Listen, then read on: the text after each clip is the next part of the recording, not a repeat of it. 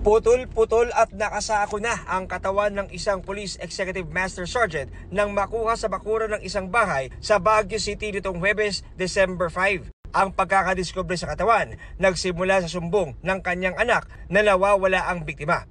Nadiskubre ng mga otoridad na noong November 28, huling nakita ang biktima na nag-check-in sa isang motel sa Taguig at matapos ang kalahating oras, nakita na siyang may kasamang babaeng pulis na isa ring Police Executive Master Sergeant papunta sa inuupahang unit ng babaeng pulis sa Camp Bagong Diwa. Dito na napag-alaman na pinatay ang biktima. Umamin sa krimen ang mister ng babaeng pulis na isa namang Lieutenant Colonel.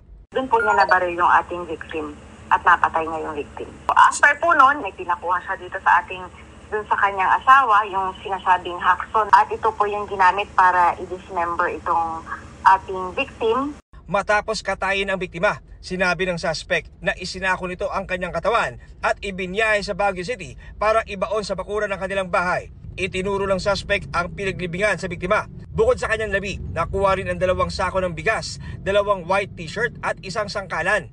Ayon sa SPD, itinuturing nila ang crime of passion ang nangyari base na rin sa extrajudicial confession ng suspect. May relasyon din umano ang biktima at asawa ng suspect at magkasama raw sa training. Isa lang naman po yung tinitingnan namin na anggulo dito ng motibo. Ito yung pong crime of passion o meron pong love triangle dito sa ating mga involved na victim at saka dun sa ating suspect. Sinusubukan pa naming hanapin at kunan ng pahayag ang mga kaanak ng biktima.